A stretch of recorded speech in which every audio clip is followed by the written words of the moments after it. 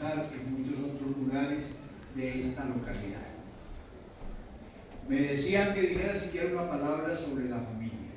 Como sacerdote, como miembro de la gran familia Minuto de Dios, pues lo que yo quisiera decirles a ustedes es que en estos días invoquen allá en sus familias la presencia del Espíritu Santo. Precisamente de pasado mañana, ¿no? Ya es pasado mañana, no, de pasado mañana en 8 días, el lunes 2 de junio será, tendremos un gran encuentro en el Coliseo Cubierto de Campín para prepararnos al día 8 de junio, cuando será Pentecostés. ¿Por qué quiero hablarles de Pentecostés? Además de que el profesor me dijo aquí ahora que algunos de ustedes participan en grupos de oración, en grupos de renovación espiritual. Les quiero hablar de Pentecostés. ¿Por qué? Porque alguna vez leí en un documento que publicaron los obispos de América Latina, leí esta frase: la presencia del Espíritu Santo en un hogar se manifiesta de 4 maneras principales. Tiene como 4 rostros. Un rostro se llama, el Espíritu Santo es el amor de Dios que se derrama en las familias, en los corazones. Eso lo dice San Pablo. Por eso cuando el Espíritu Santo se derrama en una familia, ese amor de Dios se expresa de distintas maneras, y hay 4 maneras principales como se expresa ese amor de Dios. La primera manera como se expresa el amor de Dios se llama el amor paternal, es decir, el amor del papá y la mamá hacia los hijos. Me imagino que aquí entre ustedes hay algunos jefes de hogar, esposos, esposas. Pues yo quisiera invocar sobre ellos la fuerza del Espíritu Santo, para que ese amor que a ellos los llene vaya hacia sus hijos. Dios es todopoderoso. Dios nos expresa a todos nosotros el amor, el cariño que nos tiene, porque somos criaturas suyas. Él fue el que permitió que viniéramos a la existencia. Pero con todo el poder que tiene Dios, con toda la maravillosa poderío que Él tiene, si Él quisiera darle un beso a un niño recién nacido, no puede darle un beso sino a través de los labios del papá o de la mamá. Si Él quisiera darle un abrazo a un niñito, si Él quisiera hacerle una caricia a un pequeñito, la manera que Él tiene es a través del papá y de la mamá. De manera que cuando un papá, cuando una mamá dan amor a sus hijos, se vuelven como instrumentos, como canales del amor de Dios.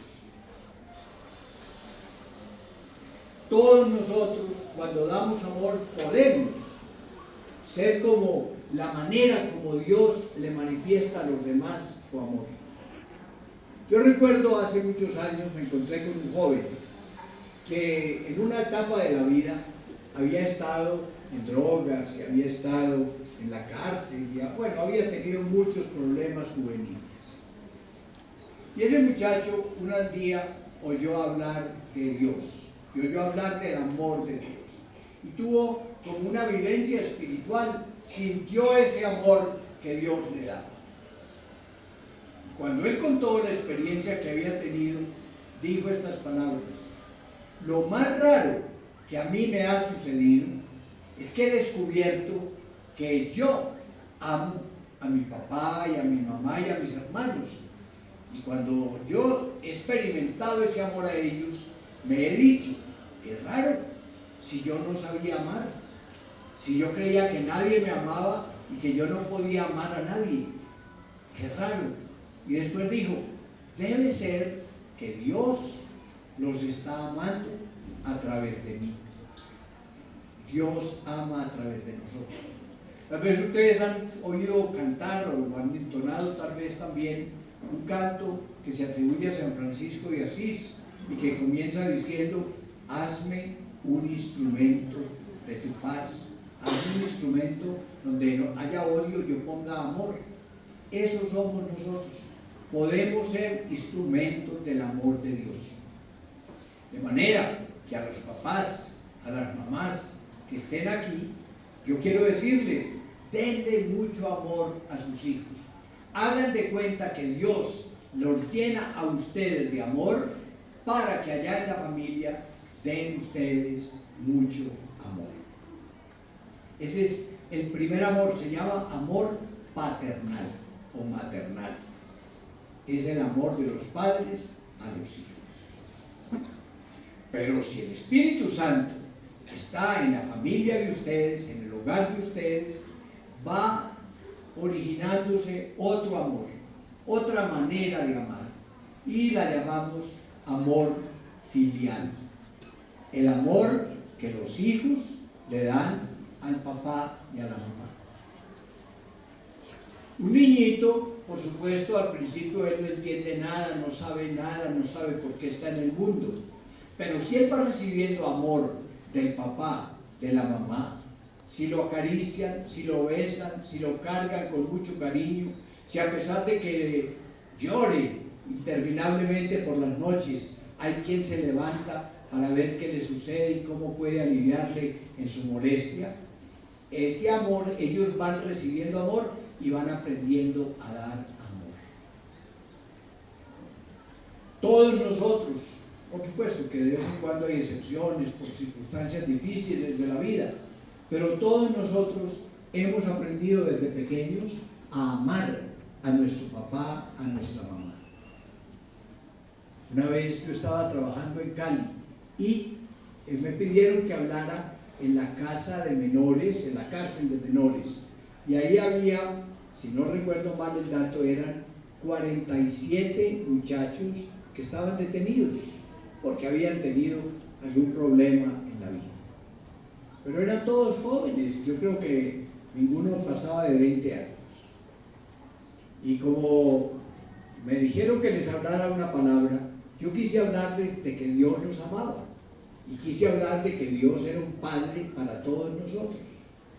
Pero comencé haciéndoles una pregunta.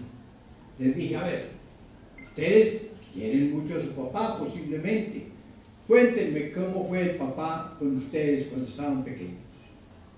Y con una gran sorpresa mía, eran 47, 43, oigan lo que les digo, 43 sobre 47. Unos me dijeron: ay, nosotros nunca conocimos un papá, él no estuvo nunca en la casa. Otros dijeron: él se murió o él abandonó el hogar. Otros dijeron: él toma mucho licor y cuando llega antes nos da miedo. 43 me hablaron mal del papá. 4 apenas tenían un buen recuerdo del papá. Y yo no sabía entonces cómo decirles a esos muchachos que Dios era como un papá muy bueno con nosotros. Tuve que dar muchas vueltas y buscar muchas palabras para darles a entender que un papá no es el que abandona a los niños, que un papá no es el que le da maltrato a su esposa o ella al esposo, en fin, sino que esos son defectos nuestros, pero que Dios es un papá totalmente bueno. Dándole amor a sus hijos, ellos aprenden a amar. Yo me imagino que todos nosotros tenemos un recuerdo amable de lo que fueron con nosotros nuestro papá o nuestra mamá. Los míos murieron ya hace bastantes años. Creo que murieron hace 22, 24 años. Y yo conservo todavía un recuerdo lleno de cariño por ese hombre, por esa mujer que me trajeron a la vida. Y si acaso ustedes tienen un recuerdo difícil, amargo, por cualquier circunstancia que haya podido suceder, perdónenles y agradezcanle a Dios, pero seguramente muchos tendrán un buen recuerdo. Entonces oren por ese papá, oren por esa mamá, oren para que Dios los bendiga siempre, oren para que cuando mueran encuentren allá en la casa de Dios un lugar amplio, un lugar alegre, que tengan el premio de todo lo que vivieron ellos para sostenernos, para alimentarnos, para cuidarnos, para educarnos a todos nosotros. De manera que hay un amor que se llama amor paternal o maternal, y es el amor de los padres a los hijos. Y un amor que se llama amor filial, es el amor de los hijos a los padres. Hay otro amor, cuando el Espíritu de Dios se hace sentir en una casa, se llama el amor conyugal. El amor del esposo a su mujer, el amor de la esposa a su marido. Ese amor es muy bello, y precisamente la familia se formó por el amor de un hombre a una mujer, que después pensaron podían vivir plenamente a lo largo de todos sus días, formando una familia y bendecida por Dios. Aquí veo yo mucha gente joven. Me imagino que algunos ya formaron su familia, pero tal vez otros están en la etapa de ir pensando cuándo la pueden configurar. Pídanle a Dios que les dé mucho amor. A ustedes, las mujeres, que les dé mucho amor a ese hombre con quien ustedes piensan formar la familia. Y a los hombres, que les den mucho amor con una fidelidad total, con un desprendimiento, con una generosidad, soñando en construir juntos un hogar. Ustedes saben lo que significa la palabra hogar. La palabra hogar se parece a hoguera, se parece a fogón, a fuego. ¿Por qué? Hogar, ¿qué se llama normalmente hogar en la industria? El lugar donde la chimenea está más prendida, más encendida, donde la llama es más caliente. Ese es el hogar. ¿Y por qué se llama así a la familia? ¿Por qué le pusieron el nombre de fogón, de hoguera a la familia, de hogar? Porque hace siglos, cuando apenas se estaba formando el idioma castellano y todos los idiomas que para el hogar emplean esa palabra, cuando se estaban formando no había luz eléctrica en esa época. Entonces, ¿qué hacía una familia por la noche? Sobre todo en los países del norte o del sur, donde hay invierno. Pues por la noche no se iban a caminar por las calles de las ciudades, que no había alumbrado público, todo era oscuro. Se tenían que reunir en las casas, no había cine, no había televisión, no había bares con luz encendida. Entonces se reunían en las casas y prendían la chimenea, prendían el fuego, y entonces pasaban el rato primero de la noche, mientras les iba dando sueño, lo pasaban alrededor de la chimenea. Entonces decían, nos vamos a ir donde la chimenea es más caliente, nos vamos al hogar.